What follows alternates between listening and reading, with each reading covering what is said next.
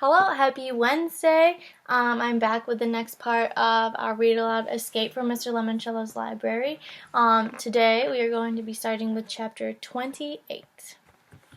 Now then, said Mr. Lemoncello, are you ready to play Risking Everything for 5 Little Library Cards?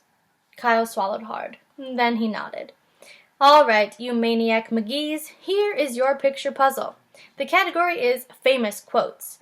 You have 60 seconds to solve this rebus. Wait a second, said Akimi. What's a rebus? You figure out the words in a phrase by looking at pictures and symbols, said Kyle. For instance, added Miguel, the letters R and E plus a picture of a school bus would equal rebus. Oh, okay, said Akimi, if you guys say so. Are you ready to play? Asked Mr. Lemoncello. Kyle looked at his teammates, who nodded. Yes, sir.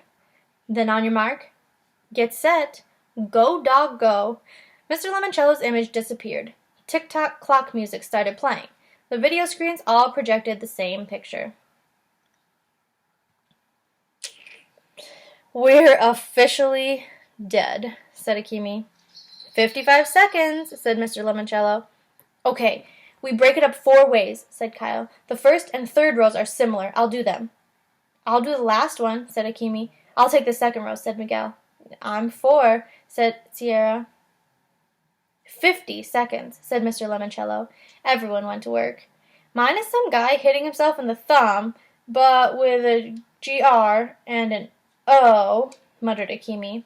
Then the male symbol where the LE equals RX marks? Does that make sense? Hello? Kyle? Is my second half marks? Kyle didn't answer. He was too busy deciphering his own clue lines. Outlet. Change the let to side, he mumbled. Golf, minus the G and the L. The letter A. 40 seconds. Dog.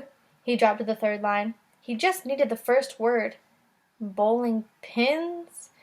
Without the P, but add an I'd. 30 seconds. Kyle glanced at Miguel. He was moving his lips, mouthing out his part of the quote. Sierra, too. You guys ready? Kyle whispered. Hang on, said Miguel. 20 seconds. Okay, go. Kyle read the first line. Outside of a dog, Miguel picked up the thread, a book is man's best friend. Kyle continued. Inside of a dog, Sierra took over. It's too dark to read. Akimi brought them home. Groucho Marx. Is that your final answer? Asked Mr. Lemoncello. Yes, said Kyle, and then he repeated the entire quote. Outside of a dog, a book is a man's best friend. Inside of a dog, it's too dark to read. Groucho Marx. Bells rang, chaser lights flashed, the audience went wild. Akimi and Sierra actually squealed and hugged each other. You are correct, shouted Mr. Lemoncello. There's no dead end in Norvelt, not today. Take those 5 library cards, Team Kyle. You won them fair and square. Charles and Andrew heard a commotion on the 3rd floor. Bells ringing, an audience whooping it up, girls squealing. Come on, said Charles. They raced up the stairs and peeked into the Electronic Learning Center. Kyle Keeley and his teammates were all hugging each other and slapping high fives. On every video screen in the game room, Charles could see a pictogram puzzle. What's going on in there? Whispered Andrew. They might be gaining on us, Charles whispered back. We need to pick up our pace. Quick, where would I find a book called Hoosier Hospitality, written by Eve Healy Oresti? The 900s room. Let's go. Charles and Andrew scurried back to the 2nd floor and the 900s room, where they found Haley Daly holding Hoosier Hospitality by Eve Healy Oresti. Oh, hello, you guys, she said, slamming the book shut. Charles moved towards her, slowly. Find anything interesting in that book, Haley? Not really, she giggled. Just a bunch of dumb junk about Indiana. Charles knew she was hiding something. I wonder, Haley, if you and I might share a quiet word. He turned to Andrew. In private. Does that mean I'm supposed to leave?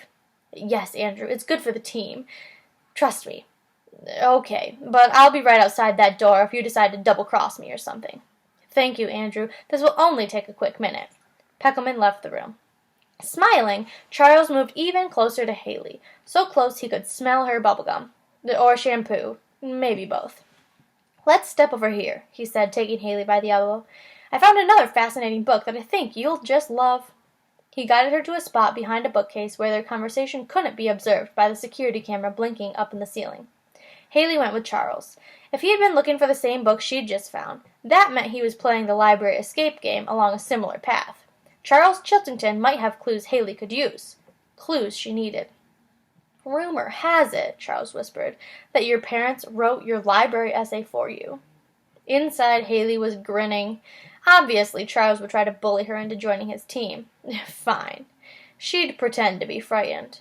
"What?" she whispered back, pretending to be terrified. "That's a lie. My dad just helped me with some of the spelling." "Aha! So you admit it. All the spelling in your essay wasn't your own?" "Okay, this is going to take more acting skill than usual. Having someone check your spelling wasn't against anybody's rules for anything." She widened her eyes, made her lips quiver. "What do you want, Charles?" "For you to join my team." "Why should I do that?" "Two reasons. One, if you're on my side, your flagrant plagiarism remains our dirty little secret. And two, I know what to do with that silhouette card you just found in the Hoosier Hospitality book." "You do?" "Oh, yes.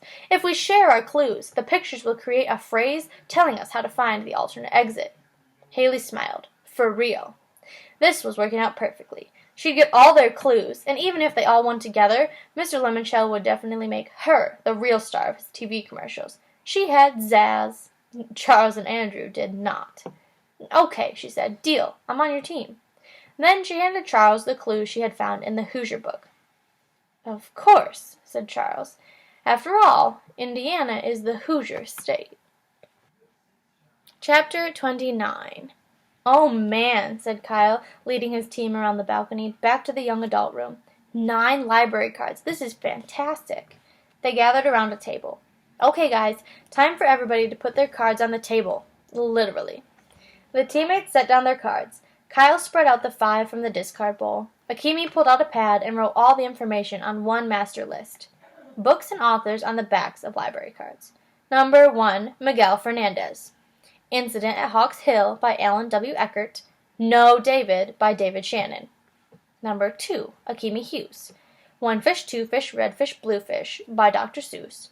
9 Stories by J.D. Salinger. Number 3, Unknown. Number 4, Bridget Wadge. Tales of a Fourth Grade Nothing by Judy Blume. Harry Potter and the Sorcerer's Stone by J.K. Rowling. Number 5, Sierra Russell. The Egypt Game by Zilpha Keatley Snyder. The Westing Game by Ellen Raskin. Number 6, Yasmin Smith Snyder. Around the World in 80 Days by Jules Verne. The Yak Who Yelled Yuck by Carol Pugliano Martin. Number 7, Sean Keegan. Olivia by Ian Falconer. Unreal by Paul Jennings. Number 8, Unknown. Number 9, Rose Vermette. All of a Kind Family by Sidney Taylor. Scat by Carl Hyacin. Number 10, Kayla Corson. Anna to the Infinite Power by Mildred Ames. Where the Sidewalk Ends by Shel Silverstein. Number 11, Unknown. Number 12, Kyle Keeley. I Love You, Stinky Face by Lisa McCourt. The Napping House by Audrey Wood. "Wow," said Sierra, "that's a lot of good books. What do all those authors and titles mean?" "It means we need Charles's, Andrew's, and Haley's cards," said Kyle. "Really?" said Akemi. "Because if you ask me, we already have way too much information." "Well," said Kyle, "maybe later we'll find a clue that'll tell us how to read this clue." "And how are we going to do that?" asked Miguel. "Have you ever played this?" Kyle pointed to the Bibliomania box. "Nope, always wanted to. We were just about to get up a game." "Does this have anything to do with finding our way out of the library?" "We sure hope so," said Akemi. "Awesome." "By the way," Kyle said to Miguel, "what'd you find in that art and artifacts room?" "Yeah," said Akemi, "all those papers you kept trying to hide from us?" Miguel grinned. "The original blueprints for the Gold Leaf Bank building." "Clever," said Kyle. "That way you could look for old exits that might still exist behind new walls." "Exactly." "Find any extra exits?" asked Akemi. "Nope. No hidden windows either." "Yeah, what's up with that? How come they built this place with so few windows?" "To discourage bank robbers, I guess," said Kyle. "Yep," said Miguel. "The only way in was through the front door." The fire exits could only be opened from the inside, like at a movie theater. The vault itself was all the way down in the basement. Mr. Lemoncello kept all that security, said Kyle, and added his own. So it would seem.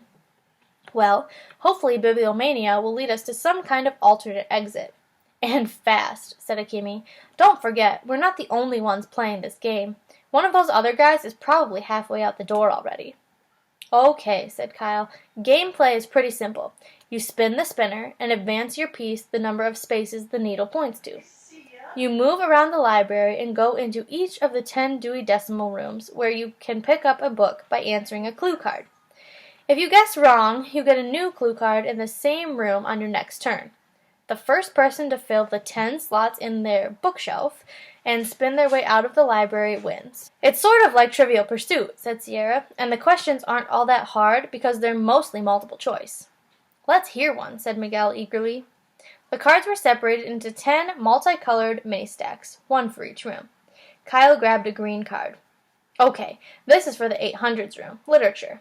Deathly ill and pursued by the ringwraiths, Frodo Baggins was carried safely across the river Bruinen on the gleaming white elf horse of Glorfindel, named A. Asphodel, B.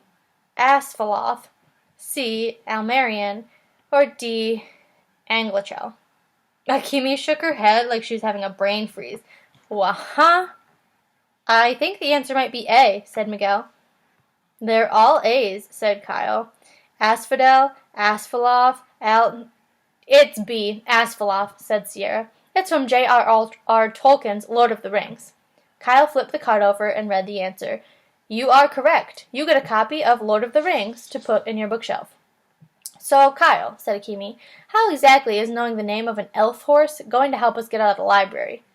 Maybe it's like a secret code, suggested Miguel, and the 10 book titles will form a sentence telling us how to get out. Possibly, said Kyle, but I see one problem. What's that? It's too random. Mr. Lemoncello would have no idea which 10 cards we might pick. Well, said Sierra, maybe there are only 10 questions, one for each room. Akemi grabbed the card stacks, fanned them out. Nope, they're all different. Hang on, said Kyle. He was remembering something about another game, Mr. Lemoncello's indoor-outdoor scavenger hunt. How his mother had been able to write the company and request a fresh set of cards. He turned to the video camera mounted in a corner. I'd like my librarian consultation, please. What's up, Kyle? Asked Miguel. I'm playing a hunch. The holographic Mrs. Tobin appeared behind the young adult's librarian's desk. How may I help you, Kyle? My friends and I want to play Bibliomania, but we were wondering, is there a new set of cards? Yes, Kyle, there is. And a fresh deck of cards popped up through the slot in the desk. That is where we're going to stop for today. When we come back tomorrow, we will start chapter 30. I hope that you enjoyed it, and you can go and enjoy the rest of your Wednesday. I will see you tomorrow for more. Bye-bye.